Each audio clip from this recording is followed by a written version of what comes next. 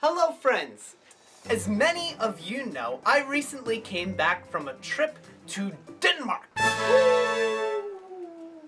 This was a very important trip for me and my family for several reasons. First off, I've never left the East Coast of the USA before, so seeing a country different from my own was a very new experience for me. Secondly, our family has some history there. My parents had been missionaries in Denmark before I was born, and Mom always wanted to be able to go back and take us with her. So this trip was done in her memory. Finally, this gave my dad the opportunity to show us why Mom loved Denmark so much, as well as reconnect with some old friends, some whom he had not seen in over 20 years.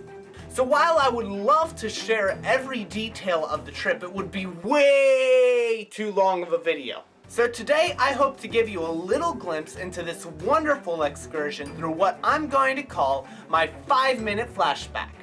I apologize to my Danish friends now if I butcher your language. And my timer starts now. It was Christmas Day. We packed our bags and we made our way to the airport. I had never been on a plane before, so it was very exciting. It reminded me a little bit of being on a roller coaster, but you have an even more amazing view. We flew from Philly to Toronto, but missed our connecting flight to Copenhagen due to a delayed flight, so we rerouted ourselves to Portugal and then to Denmark. We stayed the first night in Copenhagen, then drove to the home of Nis Peter and Bente. They were very good friends of my dad, and we had lunch with their family. Here, I accidentally had my first alcoholic drink. I shouldn't have trusted the bottle-shaped chocolate in that tin. We then drove south, and really just drove in lots of circles since most intersections are roundabouts, towards the German border to stay with Robert Anderson and his family.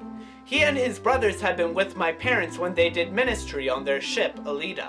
Robert is now a priest in the Lutheran Church. We enjoyed spending time with his family, discussing differences in culture and more. Robert even let me try on his typical preaching uniform. The next day we visited his church. Having taken a worship class in the previous semester, this was particularly fascinating for me as he explained all of the elements in his church and its history. His church dates back to the Reformation. After our tour, we bid farewell and drove to the center of Jutland, that's the peninsula.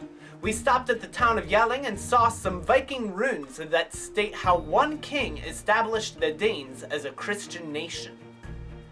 We traveled farther north to Viborg, to the home of Ruben and Inga. Ruben was the pastor that my parents worked with in their missions.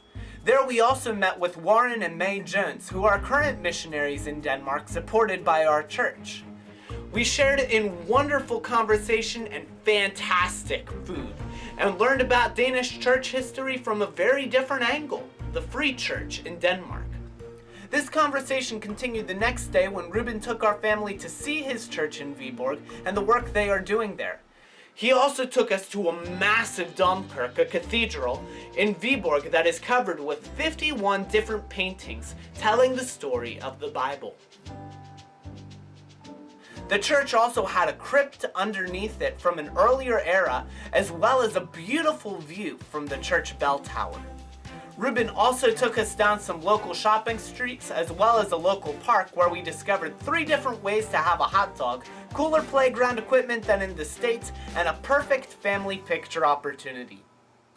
We then drove farther north to Aarhus, where we visited Kirsten. Kirsten was a friend of my parents when they had their sailing ministry.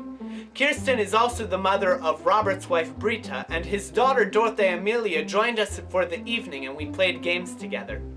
One other person who came by that evening was Frede, a mentor of Dad's.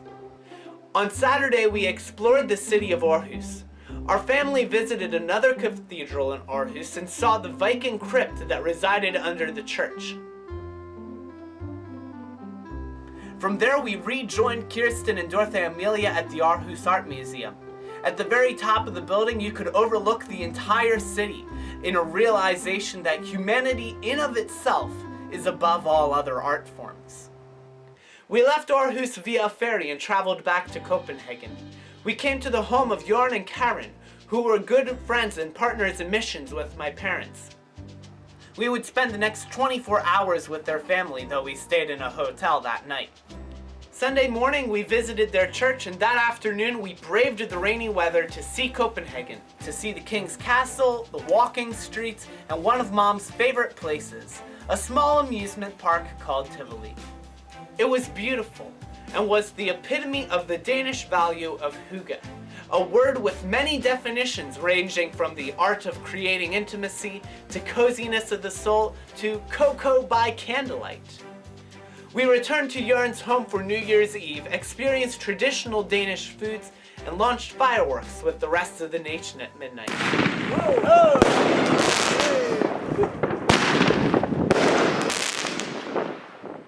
It was sad to have to leave Denmark, but we gained a lot of experiences. We learned about Danish history and culture, ate some amazing Danish food, made and reconnected with wonderful friends, and rediscovered some of our family's traditions which had been rooted in Danish tradition. We loved the journey, and hopefully we'll get to visit again someday. Maybe in the summer though, when things aren't closed for the holidays.